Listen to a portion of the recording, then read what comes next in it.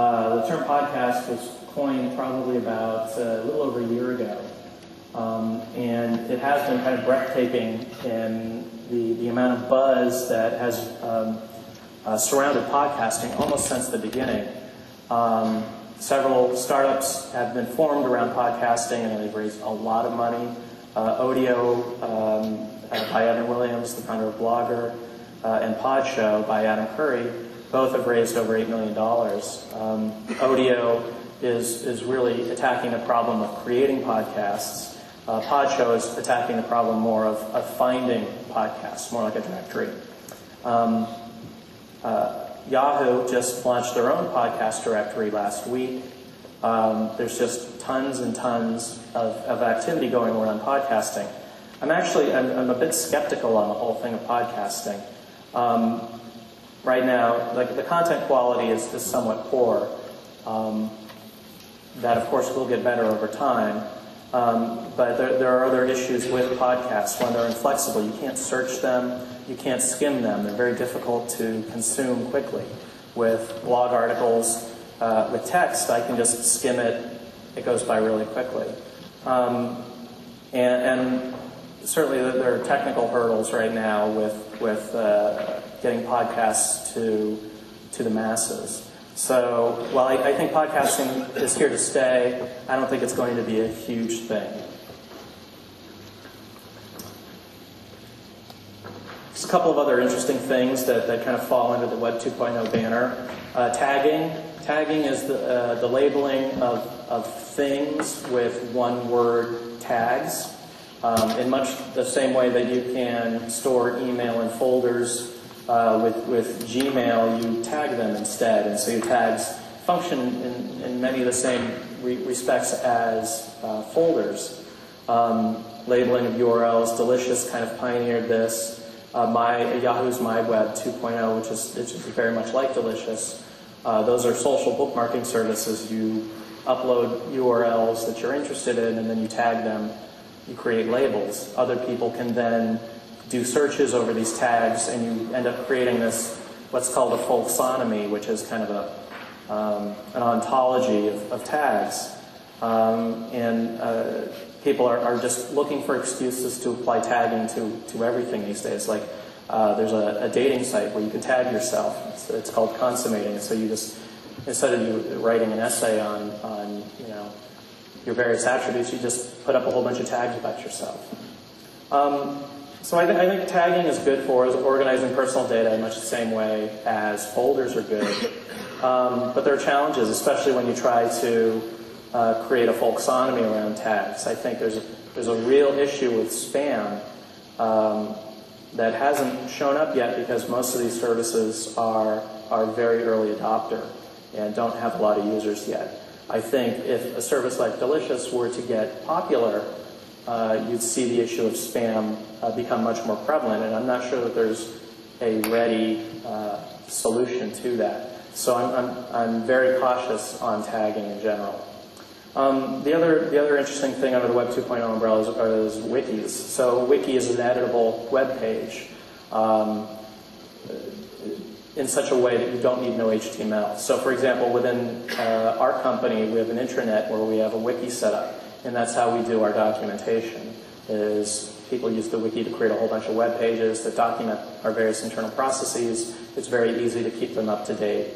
So as I say here, they're nerdy but important.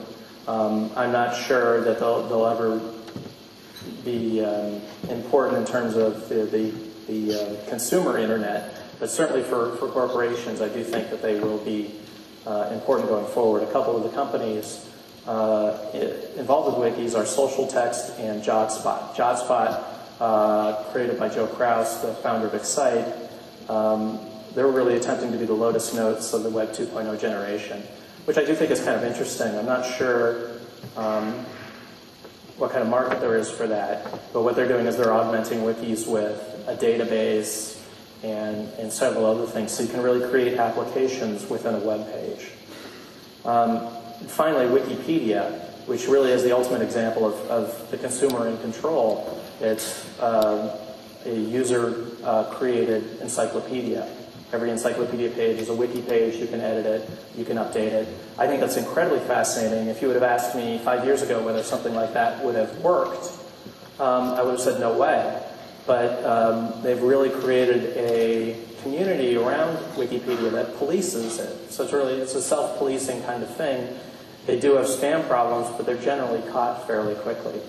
So I think that's incredibly fascinating, and I hope it continues.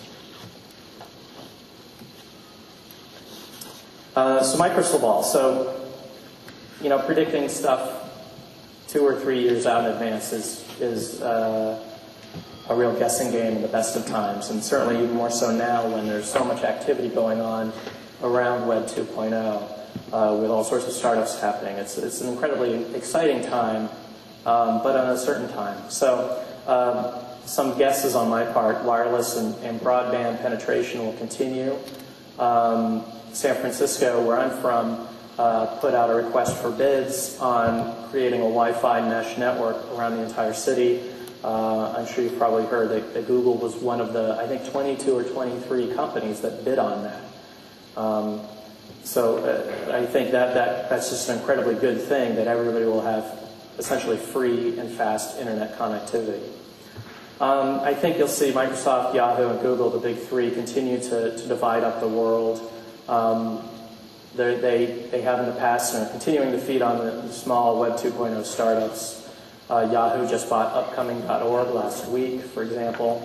But what's also interesting is that they are starting to compete directly with these small startups. So they're not waiting for the startups themselves to do the innovation, that they're actually doing some themselves. Yahoo has been a big proponent of this with their MyWeb 2.0, with their blog search, and Google with their blog search. Google also just released an RSS aggregator last week as well.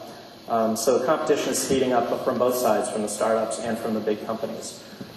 Grid computing. So what that is that's taking a lot of really inexpensive machines and tying them together using software to process lots of information. And that was kind of, or is kind of, Google's secret sauce, that they've got a cluster of hundreds of thousands of cheap Intel PCs running Linux that they've tied together using software to really do the work of really expensive machines. We do a little bit of this at Bloglines, certainly at a much smaller scale than hundreds of thousands of machines, but it's an incredibly powerful idea, because computers are so cheap these days that you're able to harness so much computation power very, very cheaply.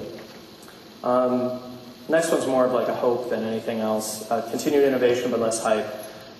Coming back from the Web 2.0 conference last week, it was pretty crazy. The place was packed.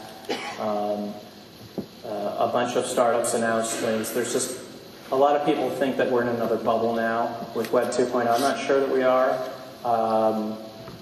but it does have a lot of the same characteristics. And then finally, what I think is really important is the rise of the individual as media company.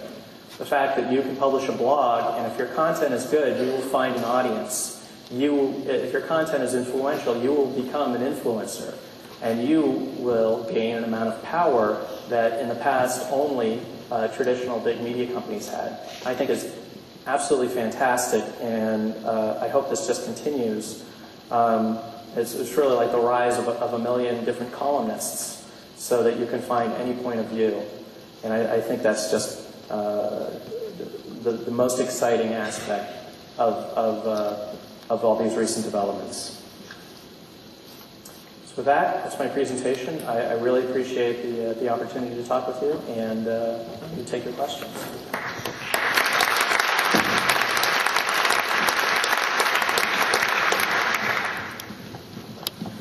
The first question I had is, Mark, is looking at that list, you said Microsoft, Google, and Yahoo own the world. What's going to happen to Ask Jeeves? We're trying to grab our part. We have, I think, we're the 7th largest internet service by audience right now combined. We were just acquired by Barry Diller's Interactive Corp. So I do think we are going to become a lot bigger, but I'm not sure where that's going to lead to yet. You think Dylan would be happy if he would hear you say here, it's webcasted, by the way, so he can always see it online. That these, and then, you know, Interactive Corp may have a difficult time competing with, well, he probably knows we'll have a difficult time, but... Right. No, I mean, I think when we were acquired by Interactive Corp, that was absolutely the best thing that could happen to us. I mean, and just speaking for me, because I only think about myself. Because you're a large shareholder. No, because it gives us as an aggregator access to all this additional content. IAC has about 40 different companies, and where we see Ask Jeeves and Bloglines is kind of in the middle of all of that, pulling all of that content in, getting access to some of the content that isn't readily available right now, and really creating one unified service. And so that's the idea. My guess is that's a few years out because these things take time. But are you going to be around for a few years? Because when you sold to e-groups to Yahoo, you were gone in a year. That was a whole different situation. I was gone at the acquisition. They didn't want me. But what is it this time? Because you're a serial entrepreneur. You've done it now 2 or 3 times, really. So right. The odds are that you're going to start something new. So my question is, what are you going to do next? I don't know. What should I do? No. Well, you had the whole crystal ball thing out there. So which area are you going to be in? You know, if I look at what we're doing with Bloglines right now, we've got a to-do list about a mile long, and there's so many cool things that we haven't done yet. So, you know, I don't. So you signed the contracts for a year. That's what it is. No, I don't have the golden handcuffs or anything. I'm here because I like it. So you're looking at new stuff. Or can you also do new stuff within Ask Jeeves that are in your crystal ball for the future? Yeah, I'm not sure that it would make sense for us to try to do free Wi-Fi for San Francisco. But we're not sure if it makes sense for Google either. You're absolutely right. All right. Any questions from the audience? It's really difficult for us to look into the audience, and we don't have. It's tough to go around. But if somebody just stands up and yells a question, if you can stand up, please, and say your name and your company, and then I'll repeat it to the audience if I can hear you.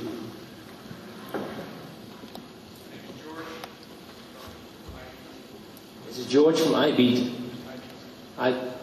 Well, he's George. Is that microphone work? What's the question, George? What do you think about the business model for Bloglines when you started? What was the business model for Bloglines when you started? What did you think of it? There were a couple of different ways that we could go initially, and there are a couple of different ways that we can go now, and those aren't exactly the same thing. So initially, there were 2 ways that I was thinking about it. One is advertising. So with a Bloglines user, we know what you're reading, what you're subscribed to, what you've seen, what you haven't seen.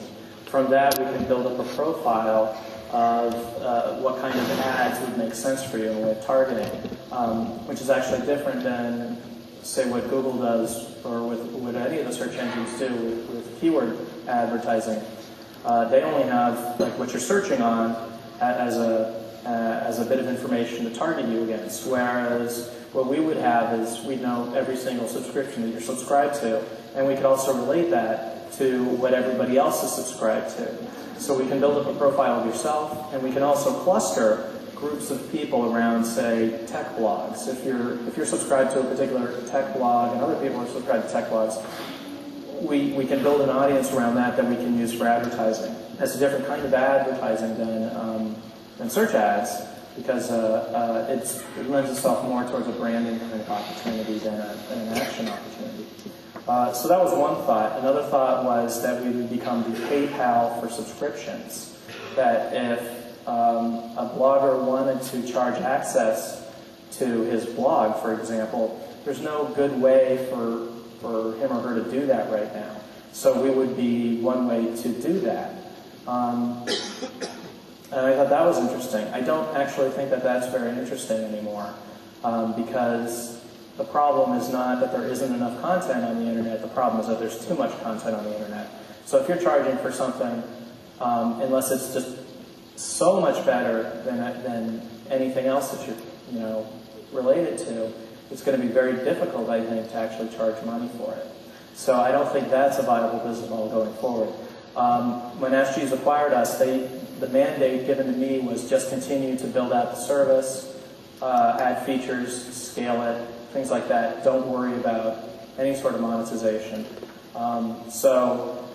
And that's still the case. In the future, we may never monetize the site. We just may use it to drive traffic to other aspects in the interactive corporation, or we may monetize it through ads.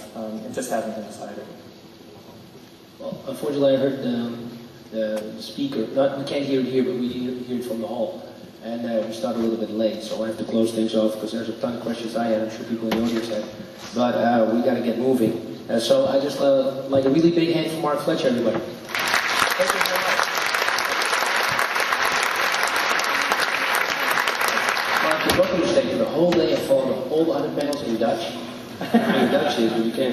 The thing is, we're going to split up now in 3 different tracks. One is called is the business track, one is the media and marketing track, one the technology track. If you please look in your program where you want to go next. None of those are here. Goedemorgen. Als het kabel is, dus de kabel. Ja, ik heb het.